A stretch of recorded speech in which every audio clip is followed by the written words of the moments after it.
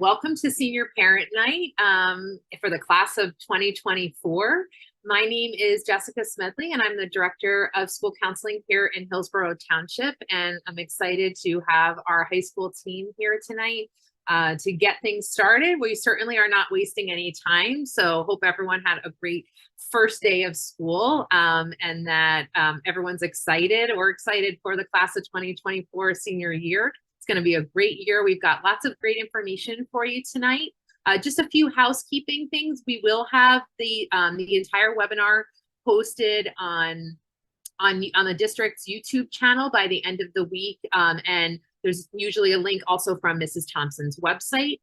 She will talk more about it, but Mrs. Thompson, our college and career counselor, for anyone who hasn't met her yet or hasn't been to another event, she is chock full of information. She's going to be leading our first session here, our first part of the session here tonight, and lots of information on her Google site. So I encourage everyone to take a look at that. We don't expect anybody to remember everything that we're going to talk to you about tonight. So please use the resources. So without further ado, I'm going to pass things over for some introductions for our high school team. So Mrs. Koval, if you want to get us started and just tell everyone who your caseload is for the senior class. Okay. Good evening, everybody. Again, my senior class caseload is BORE to DELT. And I know I look like I'm in an unusual spot. I'm out with COVID and can't be with anybody, but we also ran out of, well, we didn't run out of power. We lost power in Flemington for the town I live in for 4 or 5 hours. So I'm sitting at Woodford School in the parking lot. So I'm happy to be here with you tonight. I'm going to pass it off to Miss Flagg. Thanks. Hi, I'm Toby Flagg. Sorry, there's a little echo in here. My senior caseload is DELU through GL. I'm not sure who's next. I think it's me. So I am Chris Costa, and I'm happy to be back with you guys. And my caseload starts at GRA and it ends at HUA.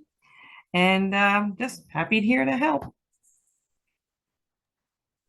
Good evening, I'm Jaleesa Williamson. My caseload is JOO to MAC. Good evening, everyone. I'm Karen Sayer, and my caseload for seniors is KWA through NAR.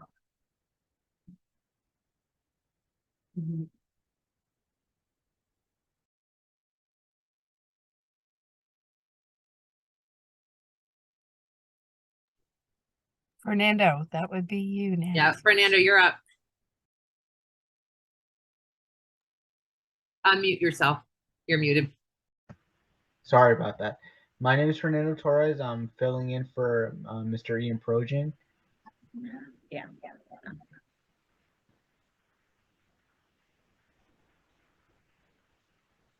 Hello, my name is Elle Frulich.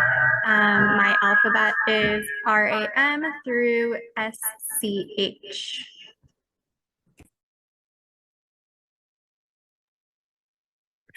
Hi, everyone. Apologize for the echo. We're trying to figure that out. My name is now Mrs. Johnston, formerly Miss Jacobson, and my senior caseload goes from SEA to TEE. Hello, everyone. My name is Aziza Hassan, and my senior caseload starts from TRU to Z. All right, so I guess that leaves it with me at the end. So for those that don't know me, I'm Amy Thompson. I'm the college and career counselor. Thanks, counselors, for all introducing yourselves. They're all going to hop kind of take their video off and be responsible for all the question answering throughout my presentation. I would say, you probably want to hold off on some of them because I'll probably be answering many of them throughout the presentation. We're going to keep this to no more than an hour. And then we'll be able to hop into those Google Meet links that were in the email as well for each of the counselors who are going to be grouped in small groups. So that way you can ask some questions verbally that way rather than just typing. All right, so I'm very excited to be starting here with the class of 2024. Give me 2 seconds just to get you all situated, share my screen, and we should be good to go. All right, so tonight I'm just going to go over a little bit of review first, just for those that may not have attended some of the other programming, so you just get an idea about the types of colleges, things like that. We'll talk about the different components of the application, the specific Hillsborough High School process for basically getting everything out the door from this big place for all of these students, kind of wrap things up and then move on into that Q&A with counselors. One thing I did want to mention before I went anywhere else was to talk about our college representative visits. So each fall, we do have many colleges, universities, military representatives that come and visit us here at Hillsborough. They host visits throughout the school day. So this year we're running them in periods 1, 2, 3, 9, and 10. So not in the lunch periods, but all the other times, the locations vary. Students can find the list of all of the places that will be coming and visiting us in their SCORE accounts, kind of up at the top in the menu system. They'll see them there so they can check out who is coming. They can register. Our seniors are permitted to visit attend 7 different visits throughout the fall semester. So they should take a look, make sure they're visiting the ones that they most want to go to, perhaps the ones that they didn't get to visit the school campus, or they know that that school considers demonstrated interest. Those are the best ones for them to take the time to go see. Those are during class periods. They are an excused absence. However, there's a caveat. Students do need to go to class first, ask their teacher's permission before coming to our visit. If y'all have a test, you're staying in class. If y'all have a lab that's not going to be made up, you're staying in class. So your priority is to be in class, but we do offer these as well. We'd like to see students that are there. Again, you can sign up online, sampling of who's visiting us. I think I'm hanging right around 110 visits right now. Okay. So just to review, we've got 2 types of colleges. We've got 2-year schools, which includes schools like RVCC, Northampton, Middlesex, lots of other schools. The process is very different for those schools, so we really won't be focusing on that tonight. Just as a quick overview, the application process for that is later in the school year. We usually focus on kind of around February. Once those schools enroll their spring class, then they shift gears really towards you all, the high school seniors. We do an application workshop here at Hillsborough for Raritan Valley Community College. Those students can also apply on their own if they prefer. That process is very easy. They're filling out an online application. Don't send SAT scores. They don't need to send transcripts, anything else until the end of the school year. No letters of recommendation. The only exception there will be for students who are applying to the Raritan Valley Community College Honors College. They do have a transcript requirement, a letter of recommendation requirement, etc. But for our other 2-year students, those things are not required. The process is much easier, so we don't really spend as much time needing to talk to everybody about it in the large group because it's so straightforward. What's less straightforward, as I'm sure you've all found, is the 4-year college application process. You're not crazy. It's not easy, and it's definitely more complicated than it needs to be. We could do some things to try to simplify it by following directions, and asking questions of the school counselors, who we've done it a lot more times than you all have. So for the 4-year schools, we need to apply by our deadlines. Those range from October to January for the most part, though realistically, most of our Hillsborough seniors are fairly wrapped up by the time we get to winter break. That's a great goal for students. The high school has a part in completing many of those applications, and the student also has a part in completing those applications. Now, when we talk about 4-year schools, we have different application plans, so different deadline systems under which they can apply. So we're going to go with the one that is actually the way the fewest number of students apply, and that is early decision. So early decision is the binding one. So that means if the student gets in, they're pretty much going to attend that school. At that point, they need to withdraw their other applications that they've put out. Now, who is a good fit for early decision? Students, I like to see you have visited that school at least once, potentially multiple times.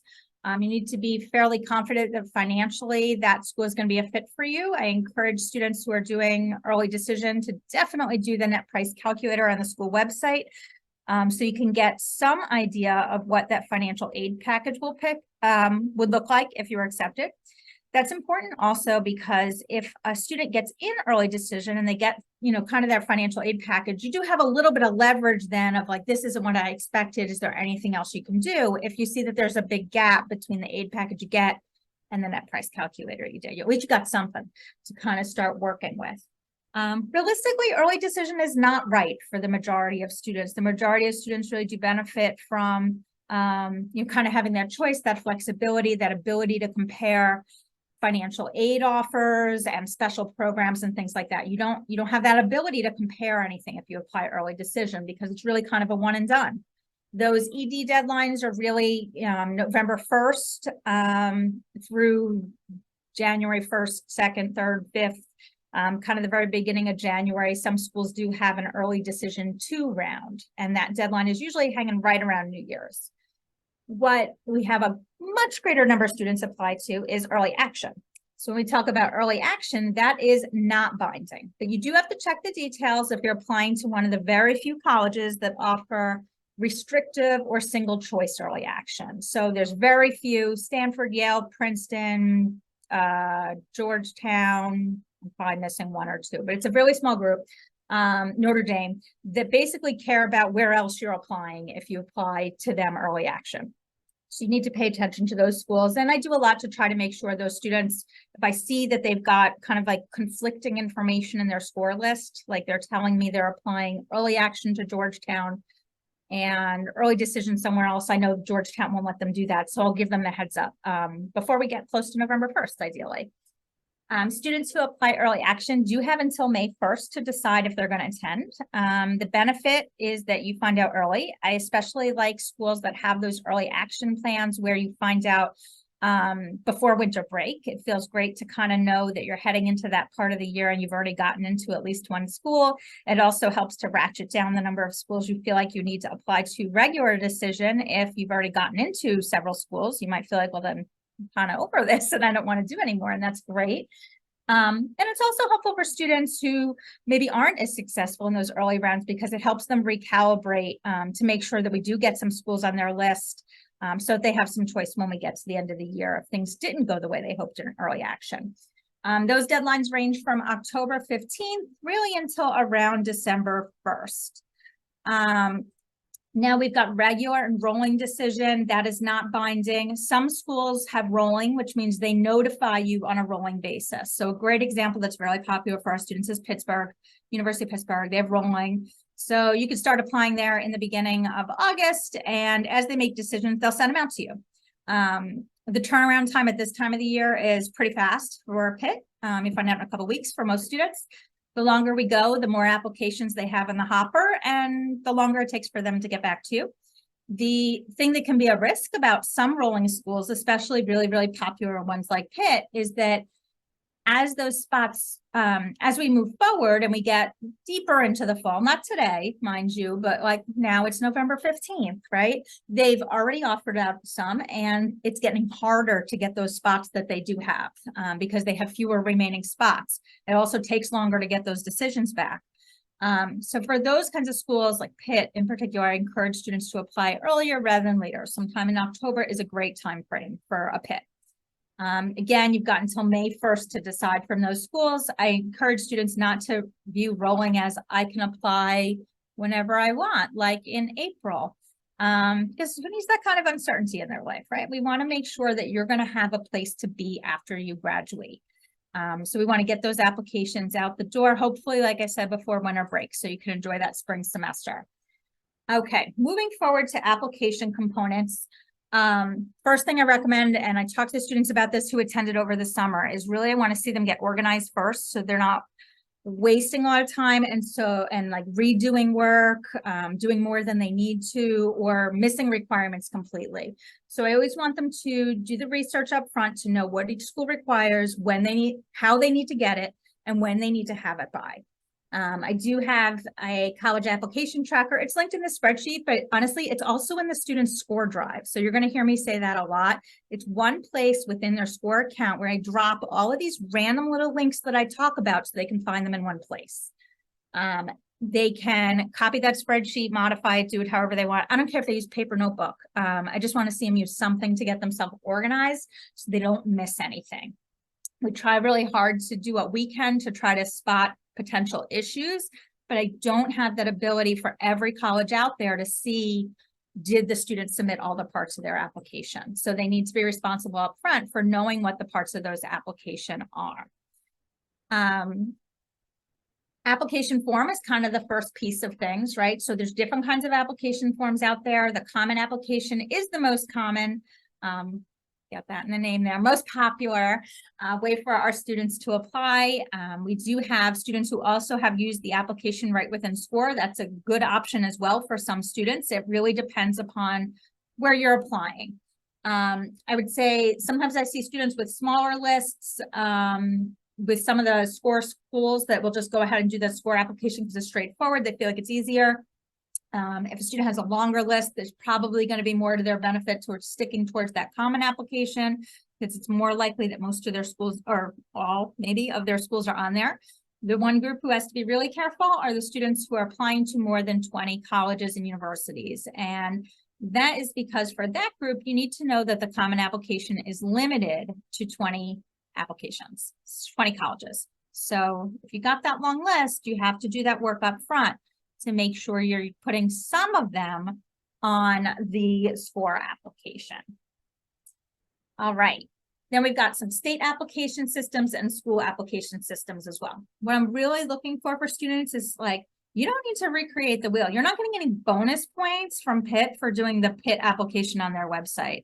If you can do the Common App for Pitt, it fits in your application list, and you're doing it for your other schools, do the Common App. That saves you a lot of work in retyping the same stuff again and again and again. All right. Now, next thing, transcript, the grades. So when we talk about how do schools know what kind of grades students have about their academic record, we got two ways. We've got a transcript. That's the thing you guys see in Genesis, right?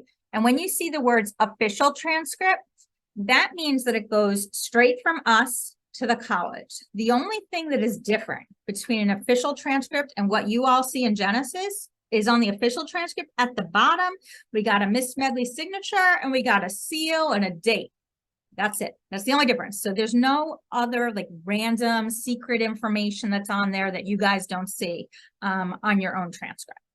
Now, some schools, I know this is going to seem wild to those that have not had students go through this process recently, don't want a transcript in the admission process. They want students to self-report their grades in some way. And they usually there's a variety of different systems out there that the schools use to have students self-report those grades. So one of the things the student really needs to get a handle on is, for my list of colleges, who wants a transcript, which the school counselors will take care of because we know which those schools are, and who needs me to self-report grades. That part, I'm not necessarily going to be able to come after you for. You're responsible, students, for doing that self-reporting as a part of the application process. It's not something I can do for you. You got to do it on your own after you submit your application. So when we talk about your transcript, if you haven't looked at it, you should take a look at it. Make sure that there is nothing wrong there. There's no errors. One thing I want to point out to everybody, and I'm now wishing I had a copy of one on here.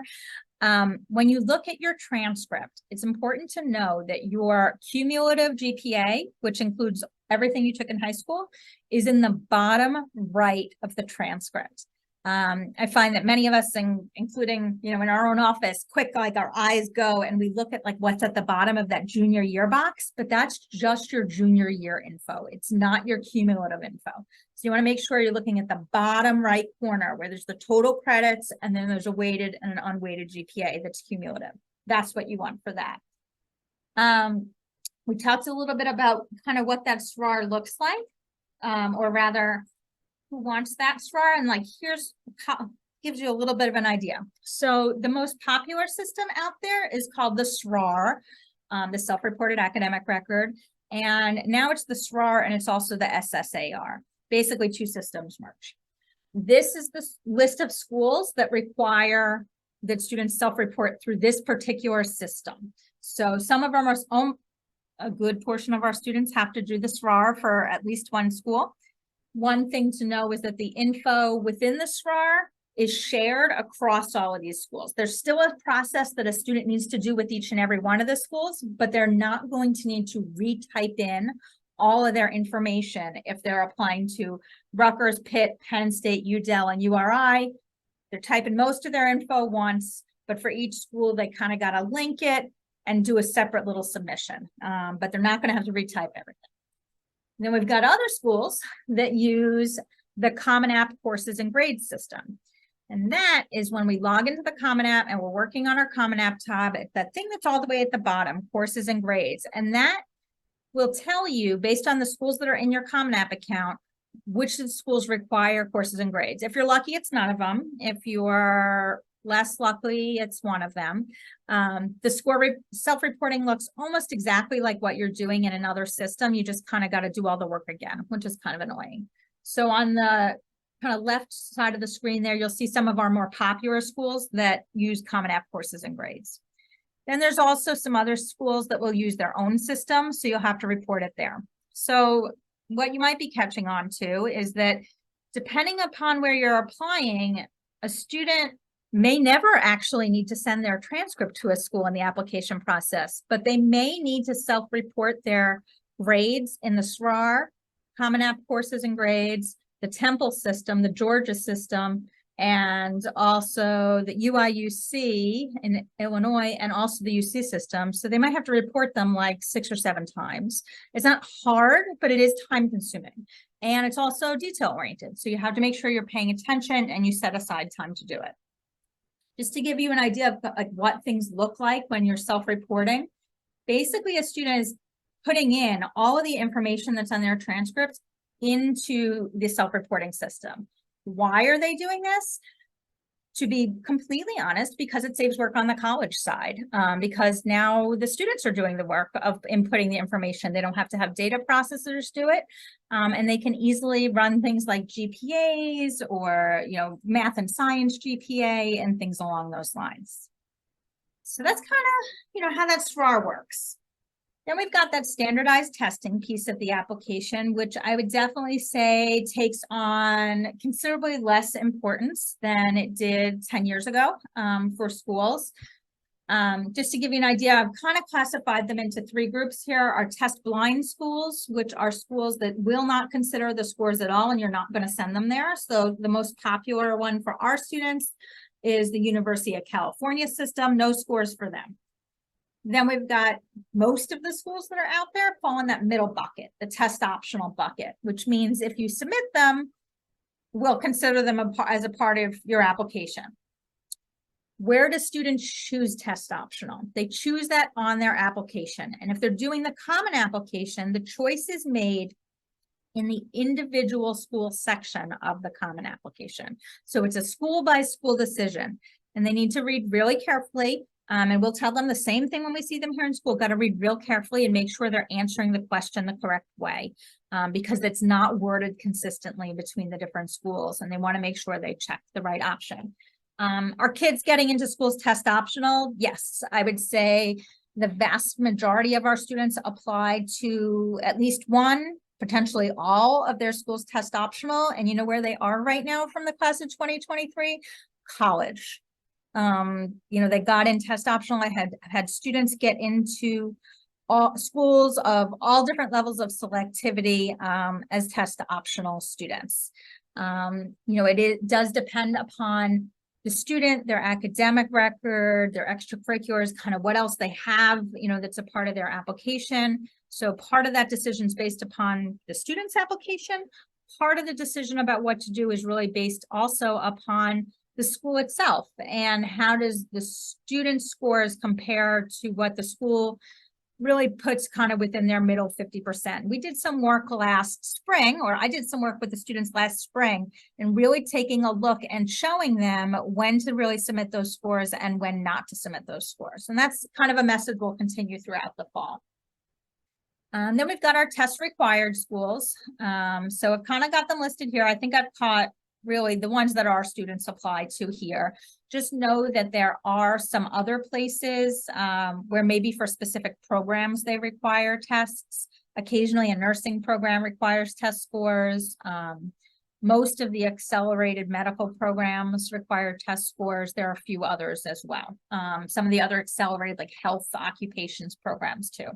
So make sure you're checking for your particular program to see if scores are required. So someone asked, I see, what's a strong SAT score? And that's a big ol', it depends, to be honest. So if my score is, let's say 1,300, we're going to pick that as a round number. And I'm going to use, some of our more popular schools. If I'm talking, I have a 1,300 and I'm applying to Seton Hall. When we look at Seton Hall, the middle 50% of Seton Hall, that 1,300 is going to be on the higher end of the middle 50% range, or maybe even over top of it. So that's a strong score for them. Now, if I'm talking about applying to Rutgers, New Brunswick, the middle 50% for arts and sciences is usually somewhere around 1,330 to like 1,500, which means that 1,300 is not so strong for Rutgers. So it's really relative based upon the school's particular kind of average or middle 50% range and where the student falls. There are also, caught on lots of intricacies too around the rest of the student's application, their academic course load, things like that, that might make things a better or worse decision to submit. And I'm happy to talk with them throughout the fall, as are their counselors, about making those decisions for the different schools. Now, just to give you an idea, if you haven't really been thinking about whether you're going to keep testing, want to test again, this is kind of what's coming up. We've really got October, November, December on SATs. There's October and December for ACTs. If you are looking to take, you haven't tested it all yet, it's not a bad idea to take one unless you're really kind of like firmly against it. You're a really poor test taker, you don't want to take it, fine. At this point, move on. But if you're thinking about testing, I'd really encourage you to look towards October because those scores come back in October. The regular registration deadline for October is tomorrow. I have no idea if our site is full. You might need to go somewhere else. I'm not really sure, but the regular registration deadline is tomorrow. Students do need to check each school's website if they're kind of looking at like a November 4th date to see if that will count for schools with a November 1st deadline. Sometimes it does, sometimes it doesn't. Same thing really with that October ACT score, depends upon the school. What happens if you're looking at October is you need to know you're going to take the test at the beginning of the month. Your scores are going to come out for you at the middle of the month. If you're trying to wait for those to decide, like, am I applying with scores, without scores, you got to make that decision quickly. And you're probably going to have to send those scores really quickly when you get them. And you'll get a million, or it will feel like a million reminders from me throughout the fall about the timeline of doing that. Because what happens is you, students and parents, are responsible for sending test scores for schools that require them and require that they come from the testing agency. So if they require official scores, what official means in this case is direct from the testing agency to the college. So you log on into the student's account on that testing agency website, and of course you pay to send them. One thing that's really, really important to know is that takes time. So if a school has Rutgers, let's use that as an example, we have 280 applications there a year. Rutgers has a November 1st early action deadline. If you want to apply to Rutgers with scores, they want your scores in hand on November 1st. If you send your scores October 28th, they are not going to have your scores in hand on November 1st, because despite the fact that we live in an electronic world and they're sent electronically, they're still not sent quickly. So you do really need to plan to send those by mid-October. So you kind of have to be planning ahead to get these various steps done at the right time to make sure we get to the finish line on time. And again, many, many reminders will come from me. Let's move forward to letters of rec. We've got the counselor letter of recommendation, teacher letters of recommendation. And the important thing to know is that some of you might need absolutely 0 letters of recommendation. If you're applying to Rutgers, Pitt, and Penn State, none of them accept letters of recommendation. Even if you have them, they don't want them, we can't send them. So that will depend very much upon students and their college list. You do need to kind of follow those directions carefully. So if a student knows they're going to need some letters, hopefully they have already asked 1 to 2 people for those letters of recommendation and have put those requests in SCORE. If they have not done that, if they did the asking but not the putting into score, that's fine. That's quick. We can solve that problem very quickly. There's a video on my YouTube that shows them exactly what they need to do. It takes like 2 minutes.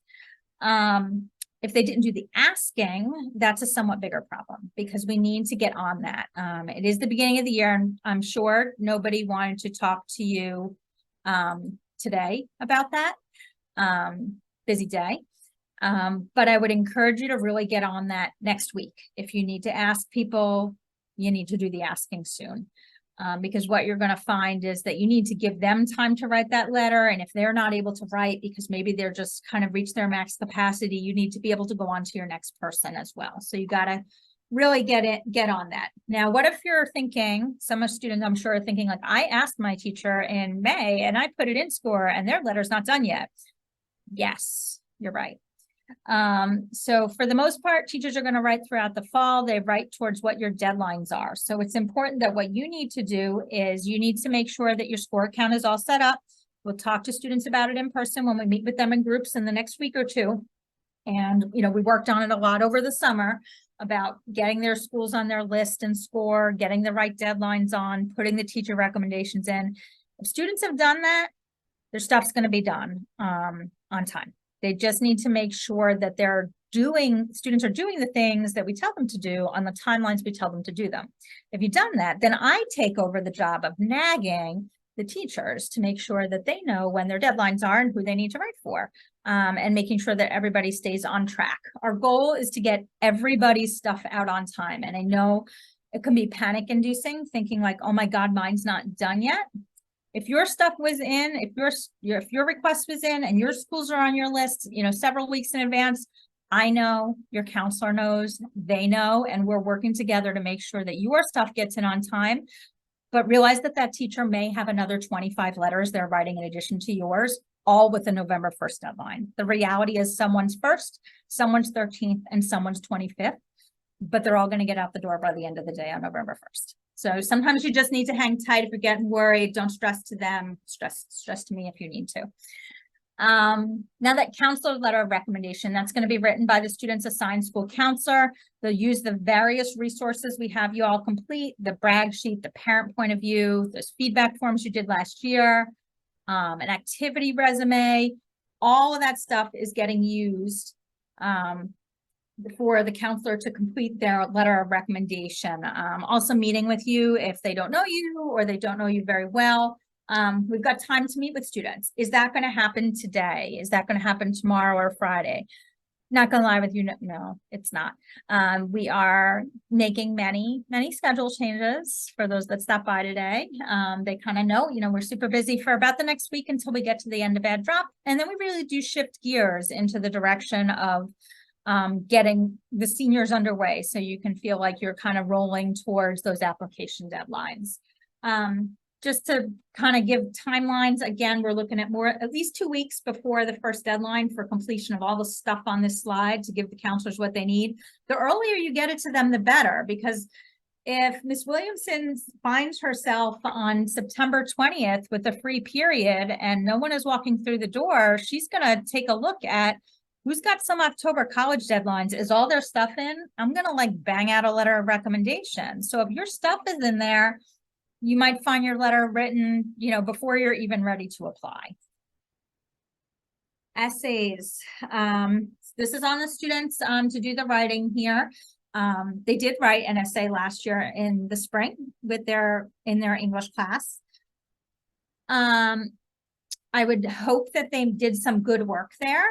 I would be very surprised if it's a final product. So students, if you're thinking it's a final product, parents, if they're telling you it was a final product, I probably would disagree if I saw it. Because I do feel like there's kind of a lot of growth through that process and then a lot more work that can occur to improve it and ensure we're submitting an appropriate college essay, not an academic class essay, which sometimes is what that college essay as a junior English assignment can sometimes turn into.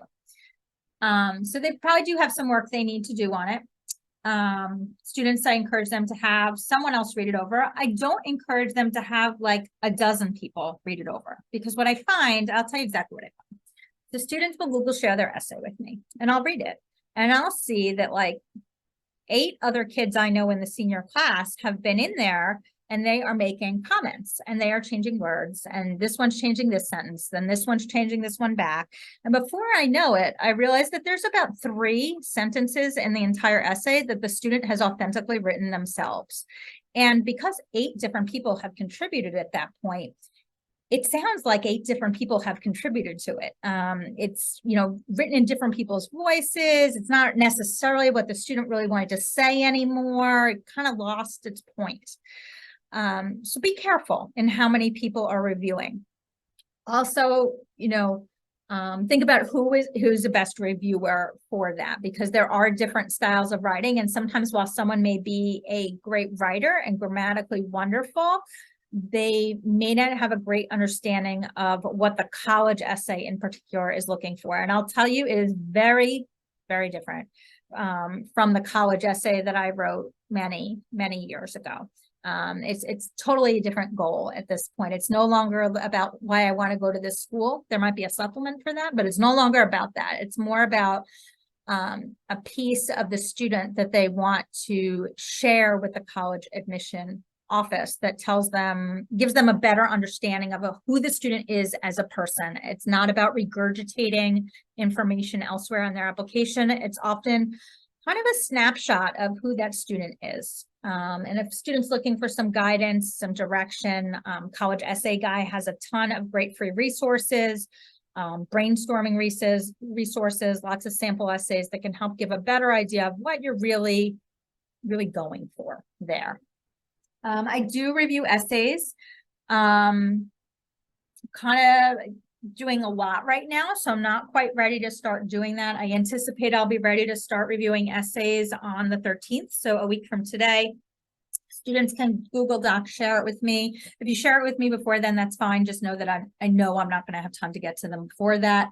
And then allow up to 2 weeks for me to get you feedback, because remember, it's not at all the only thing that I'm doing. I'm trying to kind of do that on the side of all the other things that I have going on. So you do have to plan ahead to give it to me at least like 2 weeks in advance. And I'm okay. Like if you share it with me and you continue to make some changes until I get to you in line, like that's fine. I just make a line and like the one I get first is number 1 and I just keep a list and go through them in order that I receive them. And I really I'm going to need to keep it to kind of like 1 essay per student this year. There's 1 of me and probably over 400 of our students to 450 of our students that are applying to schools. So I got to limit it. There's just some other things that might be included in the application review process. I think the thing that probably kind of the hot button topics, AP scores, the only place you need to send official AP scores to would be Georgetown, because there's not a spot on their application to convey that. For other schools, you can include that information on the application. Some schools consider it in the application reviews process and other schools don't consider it. It's not a part of their process. Activities, you're really using that section on the application for that. Sometimes people ask me, like, should I be doing a resume? If you're reformatting your Common App activities list into a different format that is with a prettier font and says exactly the same thing, don't send that in. You're not adding any value. You're just giving them one more thing to review that's kind of like wasting their time and taking them away from really concentrating and digging in on the materials that you have provided, that you've provided elsewhere in the application. Some schools do have a place for you to upload a resume. I encourage you to do that when there's additional information that's not really conveyed. So maybe you have much more information about research. Our acting kids tend to have kind of a separate resume that conveys more of the stuff that they've done. That's the group that it really makes more sense to have maybe that separate resume for. Note that only some schools accept outside letters of recommendation. We'll talk about it more with students. They should make sure that their schools accept them before they start asking anybody for outside letters of recommendation. And by that, I mean an employer, a mentor, or somebody else like that. All right, I know I got some questions I saw pop up in kind of the Q&A about financial aid. So I'm going to give you what I got today, which is not necessarily a ton. It is what I got. So the FAFSA is undergoing a change that the federal government is doing. There are some things that are student impacting. They're changing the name of the estimated family contribution to the SAI, which is the Student Aid Index. There are going to be some impacts, especially around people who have multiple children in college at the same time, because that is no longer going to be taken into the count in the funding formula. There are some impacts around families that are divorced because the reporting parent is changing to be the one that provides most support. That's whose information is supposed to be reported. All of these things are in process. The federal government, normally you're going to see in all the research that you do, like the FAFSA opens October 1st. Well, not this year, friends. The federal government has said it is going to open sometime in December. Now, it could be December 1st. I also would not be surprised if it was December 28th or 29th. Hopefully we know more in the coming months. I am planning to do a virtual financial aid night, but honestly, I'm kind of putting it off a little bit until we're closer to that time frame, because these changes have been a long time in coming and there have been a lot of iterations, and I would not be completely surprised if there were more changes or some things that maybe weren't going to be implemented or things like that by the time it comes out in December. And I want to make sure you all are getting the most accurate information when we give it to you. So once I have something booked, I will be sending that out, that information out. I'm thinking kind of looking at like a November kind of time frame for financial aid night. I did get questions around like, what are schools doing if they're early decision? Are they taking, or early action? Like, what are they doing about the FAFSA? Well, our early action friends, it doesn't really make a difference to them so much because some of them have historically provided a financial aid package along with the decision. But my inclination is those schools that release their early action decisions in December, you'll just get your aid package later. So you'll get it in January or February, or it really kind of depends on what timeline the federal government is going to wind up having for turning those kind of FAFSA results around back to the schools. But so you'll just get something later. The bigger issue is probably around those early decision schools. I would say that most of those early decision schools, or a good portion of them anyway, are CSS profile schools. The CSS profile is not changing this year. That is by our friends at the College Board. Is an financial aid application that is used by only some schools, many of whom are selective, most of whom are private. But a lot of those ED schools also require the CSS profile. So I'm going to guess that they're going to come out with some sorts of estimated financial aid packages that are based on the information they get from the profile. To be completely honest, a lot of schools have not really come out with a firm answer of what they're going to do. I think we'll be hearing some more of that information, throughout the fall as we go. As you go to open houses, campus tours, like that's a great question to be asking. And students, like, that is a fantastic question to ask schools when they come here for college rep visits. Like, if I apply early decision, what's going to happen here with financial aid? Because I know the FAFSA is not coming out till later. It makes you seem super informed, right? Because now you know that the financial aid application is coming out till later. And it also is obvious that you're super interested because you're asking about early decision. So great question to ask, either in the group or of the rep at the end. That's a good one. And our students normally ask terrific questions of our reps, because I always get compliments from them. And that is why we get so much participation here, because they know that when they come out here, they're not just getting a bunch of people staring at them. Like we make them work.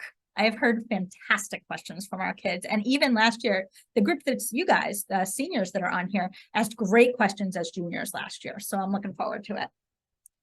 There's a couple schools that do have school-specific financial aid forms. You really got to kind of keep track of this. Parents, I would say this is a great place for you to get involved in the process. Take your kids' list, start looking at what kinds of financial aid applications are required, what are the deadlines for those based on how your kid is planning to apply. So You know, if they're applying early decision and early action, what's the deadline for the CSS profile? Is it different than if they're applying regular decision? See what they're saying about when the FAFSA is due, start getting that information organized, pull your financial information together, etc. So that you know what's required and when it needs to be submitted. Because if you're eligible, like, you want to get your money, right? And you may need to provide different documentation. So start pulling that stuff together and pay attention to it. I've got a lot of resources out there. This is nothing new. Like, this is all resources that I've told you about 10 times. I've emailed to you. If you saved previous emails, you probably have a nice little linky list of these things. The hot ones this time of year are these three: the checklist, the Common App Help Guide, the SFAR Tips and Hints, and they are all located in the student's score drive in their score account. They can click on them from there. Literally, open up your Common App in one tab, open up my Common App Help Guide in the other, and just go field by field, and you will know exactly what you need to answer in every single field of the application. And students do a great job with that. So let's talk about our process a little bit. So what I would say is students need to follow our process that we set out for them very carefully, and we give them a step-by-step process. We need them to follow it. Like, this is not the place to go rogue. It's not going to help them. So they got to do what we tell them to do when we tell them to do it. This is the wordy explanation. I've tried really hard to come up with a visual explanation. I can't come up with one. So if someone has a great idea, I'm all ears. Please send it to me, because I struggle with this. So basically what happens is that your student, now is a great time to start doing this. They've got hopefully some shell of a list of schools that they're going to be applying to. First priority, get that list into SCORE. So what they need to do is they need to go into their SCORE account. They need to look at the My Colleges page. They need to get these schools on the applying list. If they're all still sitting on following, that's not helping me. That's not helping their teachers, because no one knows where they are applying or when. So they got to start moving them over to applying. I know it's going to stress them out because now it seems real. And it also asks them things like, you know, what application plan are you applying? And they don't know for sure yet. And so they can, you know, change some of those things later. But if they're thinking about early deadlines, they need to get them on there. Then start looking at those schools that require test scores. If they require official ones like Rutgers does, then go ahead and start sending them. Like, if they're done, if they get their August scores back and they're not testing anymore, like, you can go ahead and send that. What's going to happen is everything is going to meet up at the college. So the application, the official test scores, the transcript, letters, everything meets up into a file or a digital file on the college's end. So if you send the SAT scores first and they're sitting there on September 18th, woo, great, fantastic. They're just waiting for the application and everything to get connected at their end. So there's not a too early on that. If they're applying early decision or they have an application fee waiver, they need to complete those forms in SCORE. I will chase down students who need early decision forms if they don't have them in there. I'll chase you down in late October, because I know you might change your mind before then. Student works on their application, they submit their application. Then to tell us that they submitted their application, like, how do I know they submitted and I need to send their stuff out? They move that school from applying to applied in SCORE. That's like the magic transition. What that has told me is, like, the kid's done, they've submitted their stuff. It's fair game for me to start submitting their things. And by me, I mean any of the 10 counselors or 11 counselors. So then I know that if this school requires a transcript, I can go ahead and send it. If this school requires a counselor letter and I'm done writing it, I can go ahead and send it. Same thing for those teacher letters. Sometimes things get sent a little bit piecemeal. You know, if it's getting close and I'm just kind of want to start to get some stuff out the door, I'm going to do that. The teachers, how does their stuff get there? They upload their stuff to SCORE, we send their stuff out. So it kind of goes along with our stuff as well, with that transcript. Really, like I said, everything is kind of going to get there on time. This is, again, you know, we talked about recommendations. Someone's first, someone's last. Everybody's going to get out the door.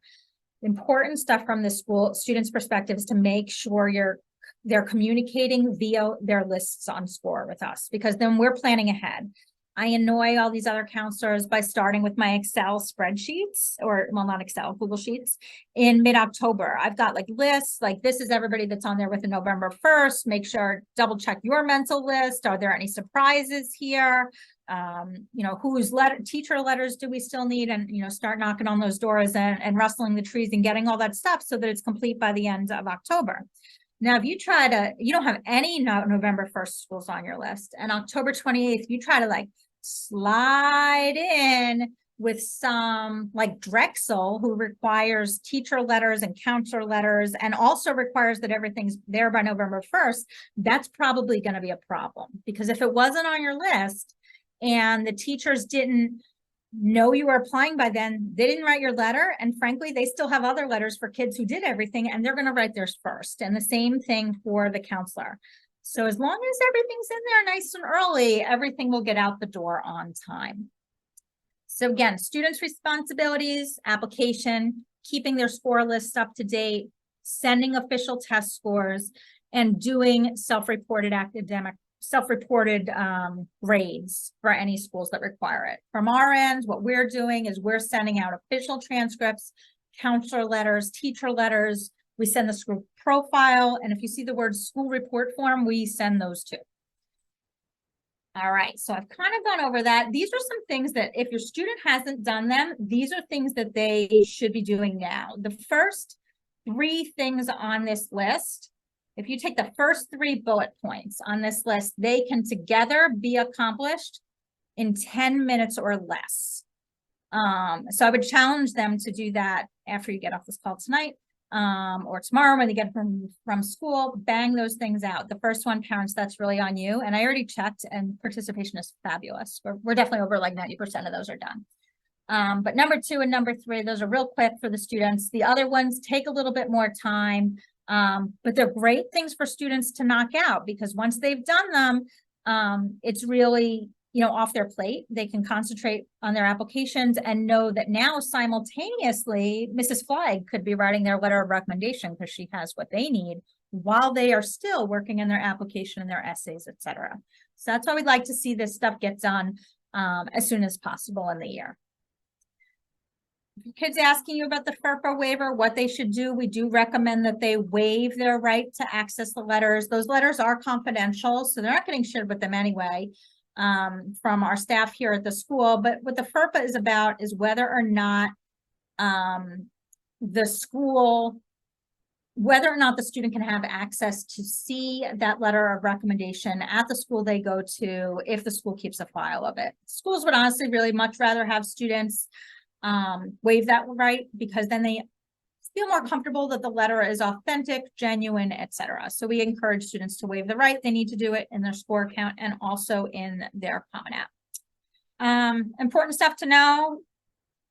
It's really, really important for students to own this process. This is as close as they're going to get to doing like kind of the adulting things before they're actually like out of the house and completely on their own. So the best way for them to kind of get those skills that they're going to need is to really have them practice them now.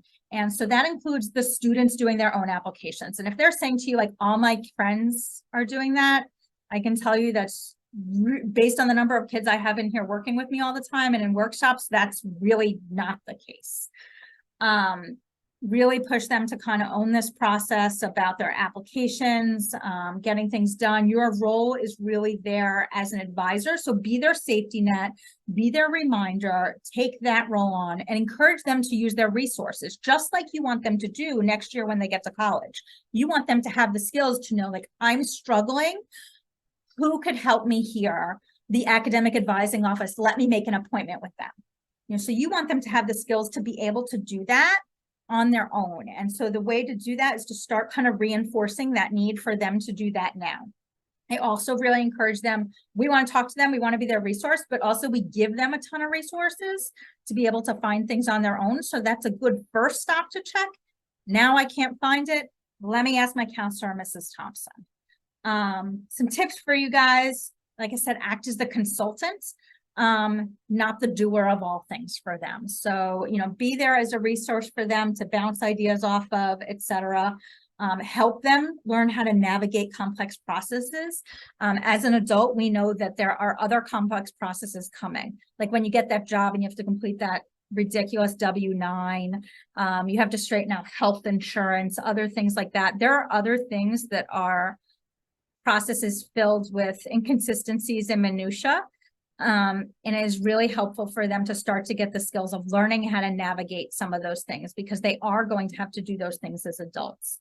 A really good tip is to consider setting aside one time each week where you're kind of going to talk about the college application stuff. I think that can do a lot to preserve your relationship through this part of their senior year.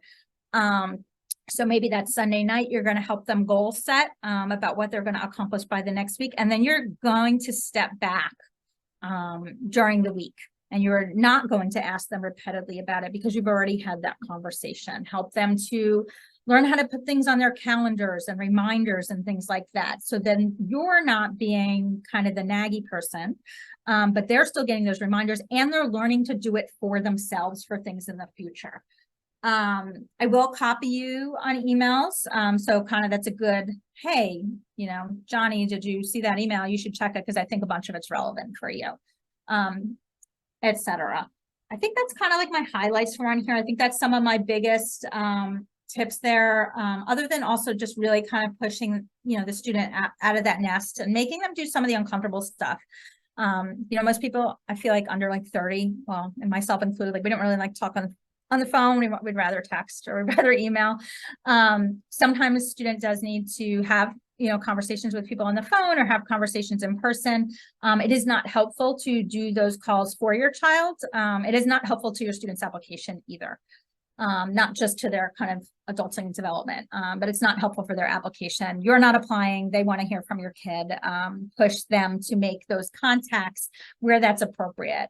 And oftentimes it honestly gets them much further. Like if a kid is that, I can tell you from working in admissions, if I get an inquiry from two families about more scholarship money and one of them's coming from the student and one of them's coming from the parent, I would give it to the kid, but the one that came from the student every day of the week and twice on Sundays.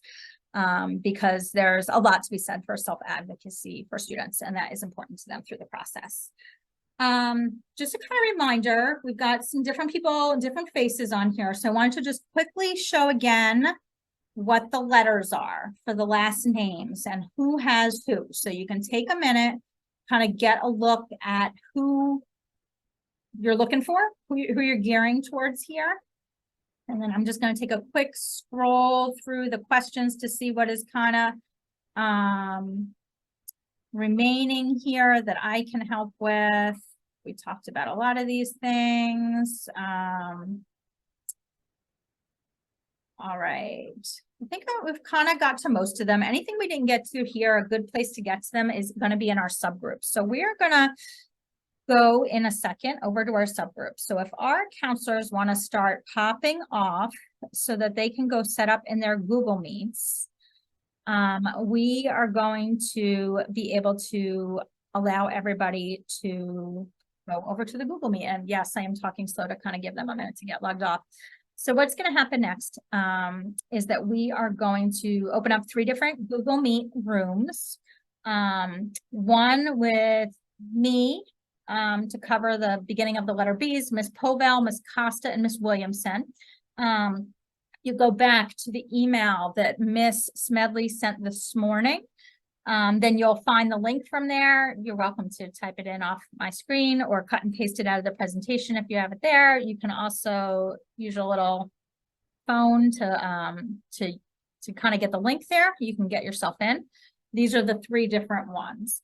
So we will be answering individual questions there, so we can answer them out loud. It's a little bit easier. And so I'm going to go ahead and let you all start to pop off and head in that direction. And we will catch you there so that we can answer individual questions. If you're done, that's fine too. I got you. Have a fantastic night. I hope your house is nice and cool. And I am just going to leave this up so that those that need it can find it.